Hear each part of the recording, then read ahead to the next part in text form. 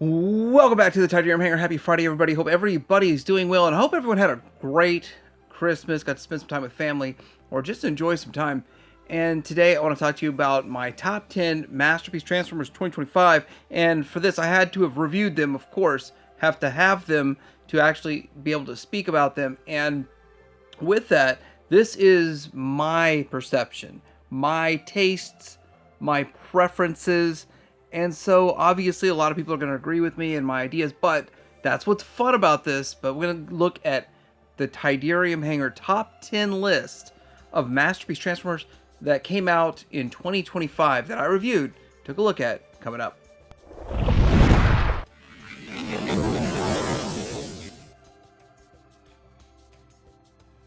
First up, I got a couple of mentions. Maybe you could say they're honorable mentions, but the thing about it is that the Sovereign 2.0, I didn't feel like Fans Toys should have wasted their time messing with this and should have given us something else.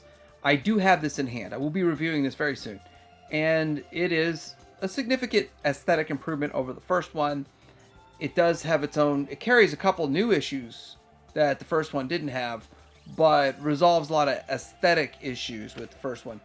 But with that, it's not on the list because I haven't reviewed it yet, and I don't know if it'll make it on next year's list. But I wanted to talk about this because I figured out why I'm so irritated about them doing a 2.0 Sovereign. Not just that the 1.0 was that good, but once I opened the box, pulled it out, I felt like I should be pulling out a Megatron. Why did they not do a Megatron? They should have done a Megatron in this slot, and that kind of puts this way lower.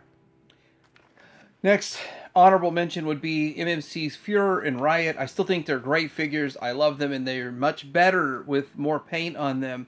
Wish they would paint them as well as Fans Toys does. They would win. It's just, it's kind of frustrating to say, hey, this is a great mold, great design. I even like the size. Everything about the aesthetic, just could we get paint on this aesthetic? But with that, still honorable mention. For the price, they were cheaper than the first run individually, because I think they were $75 each individually. This set was $135 and it was great value. But since it's just a reissue and a recolor with a lot of color, it's not truly on the list.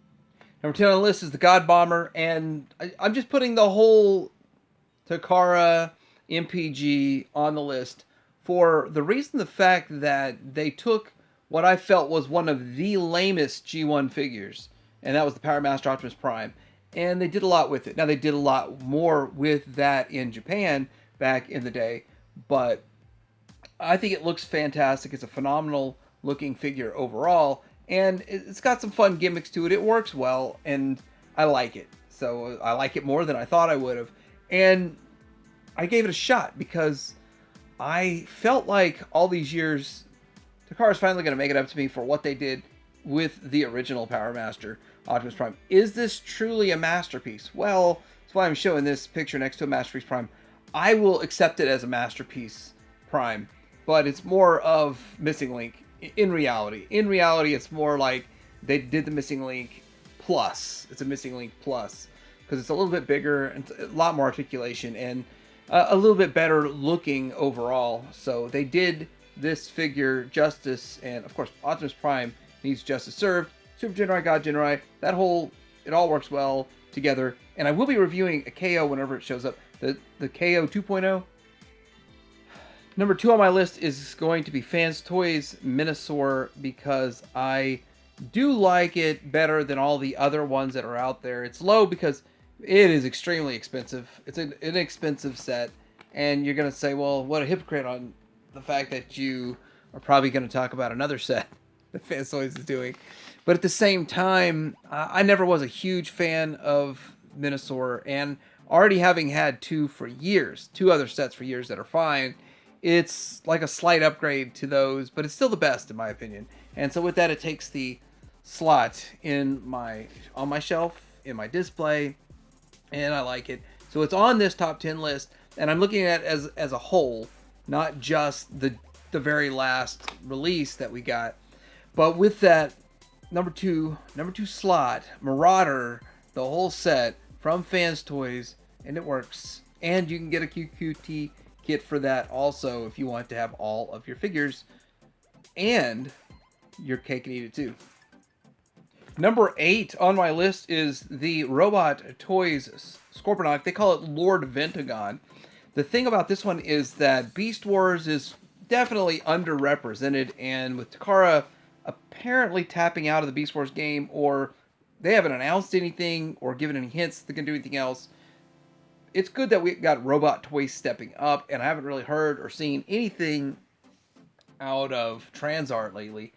But with that, it's nice that third-party companies are stepping up and filling in the gaps, and I'm actually going to get more or less this figure in the Legends scale to take a look at, so I'm going to be taking a look at that coming up pretty soon, and so exciting stuff. But yeah, Lord Ventagon and Scorponok, it looks almost exactly like it walked out of the show, and as for me, I'm not a huge Beast Wars, I don't want to call it G1, vintage Beast Wars toy collector. I'm more of the Masterpiece. I liked the show, I enjoyed the show, and I wanted to walk off the show. That's what we're getting right here.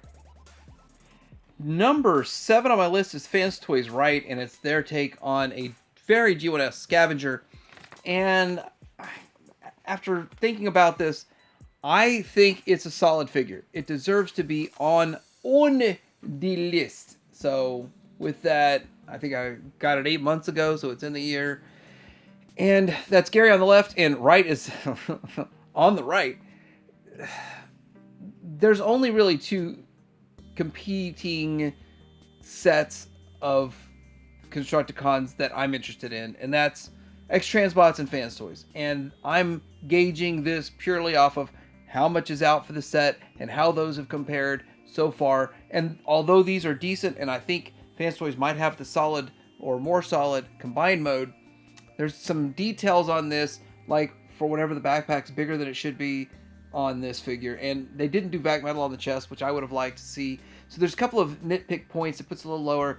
At the end of the day, though, I still think it's a very, very solid set in all modes, and I'm looking forward to seeing the combined mode on this. But that's Fans Toys Right. We're going to, I guess, talk about Constructicons again on this list, if you can have some deductive reasoning here. Number 6 on the list, and I'm just going to put this out there, all 3 of the Coneheads from the MPU KO of Takara, and it'd be way higher on the list if it wasn't for the fact that I'm not a huge Conehead fan.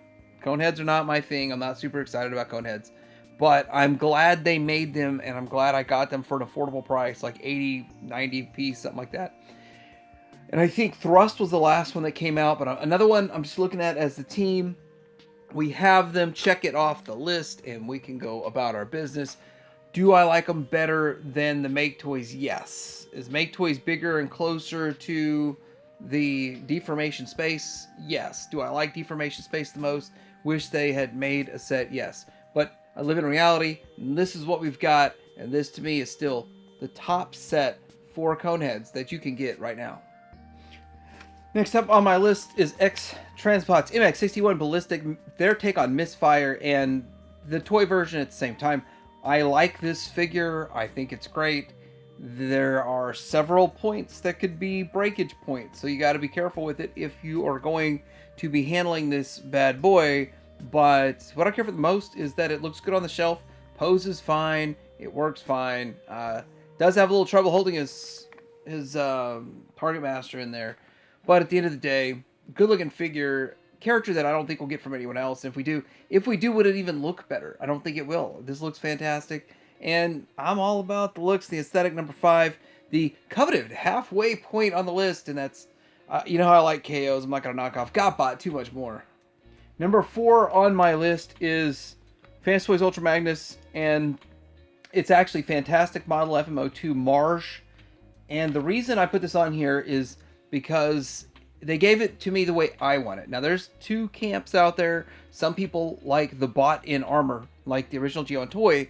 Some people like an all-in-one transformation. And with that, I like the bought-in armor. This does it for me very well. It does it better than pretty much any modern version that I know of. It is kind of a pain to go to the trailer mode, the alt mode, and the flipping it back and forth. So there are some downsides, some drawbacks, but you know, once you get it in place, you don't ever have to mess with it again. But does give us a little bit of a preview into what the Optimus Prime is going to look like and feel like and handle it. But there will be some significant changes to the waistal area of Optimus Prime. And with that, there might be even more changes coming down the road for the true Optimus Prime when it comes out.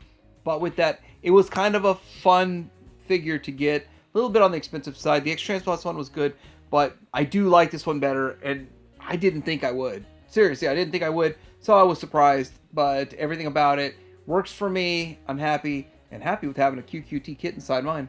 So I can have best of both worlds. Number 3 on my less on the list, is X-Transbots, and so far what they're doing with their Devastator, their Constructicons, and the most recent with the, was it Razor that came out in the Toy Deco, and I'm liking these. They did kind of slip up on one with not putting vac metal on the thighs, but aside from that, I'm loving this set. And for bot modes, mostly, I'm loving this set. And so with that, they've already got 4 out, where Fans Toys only has 2 out, and they're solid in all modes. Transformations are okay, they're not horrible or anything. So with that, where we are so far, we've only got 2 to go, and then after that, I'm going to be rating the teams on the actual combined modes after that. But as it stands right now, I wanted this set specifically for bot mode. It's delivering very well for bot mode, and we could go back and forth nitpicking this versus Fans Toys. Hey, that's what the future's for. This year, it's all about toy versions, I guess. Number 2 on my list is Bruticus from Magic Square, and the thing about that is, I think the last one was Blast Off, but I'm looking at it as a whole combined set, and with it, it's solid. I like it. Versus there's a lot of differences versus its little brother down there from the Legends, but with it, I like it. One of the arms likes to slip off, but in my display it's perfectly fine. I was really kind of just confused why it didn't come with a gun for combined mode. And then I remembered this. If you remember, they did put out a Legends scale Shockwave that he can hold that has a tab to fit in his hand, which it didn't fit properly in my hand, but it's in my display, kind of a hard angle to mess with. I might mess with it later. His fingers hold it fine. Anyway, overall, he's holding up in the display, looking pretty good, and holds the gun. Number 2 slot, I'm very satisfied with this Bruticus from Magic Square.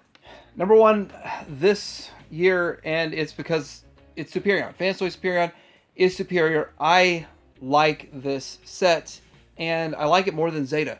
And so that's one of the things. Since Superion's my favorite combiner, and we finally got this set finished, and now it's not really because of Fans Toys, but there is that QQT set that you can have your cake and eat it too. And I love all the individual bots. Every one of them look great. The backs, the way they did the little mini airplane on the back of them, didn't work out on all of them, but I don't see it in my display. So from the front, they all look fine. And the combined mode is great. And I didn't think I'd like it that much more than Zeta. And after a while, I found out, yes, I definitely like it that much more than Zeta. So it's a win, win, win for me. Let me know what you think about this list. What else was out there that you thought should be on this list this year? And what did I put on the list that you thought shouldn't? Or rearrange it? I've rearranged it 3 or 4 times, so it doesn't really matter. At this point, I'm just like, let's roll. Let me know what you think. Comments, like, subscribe. Twitter, hang out.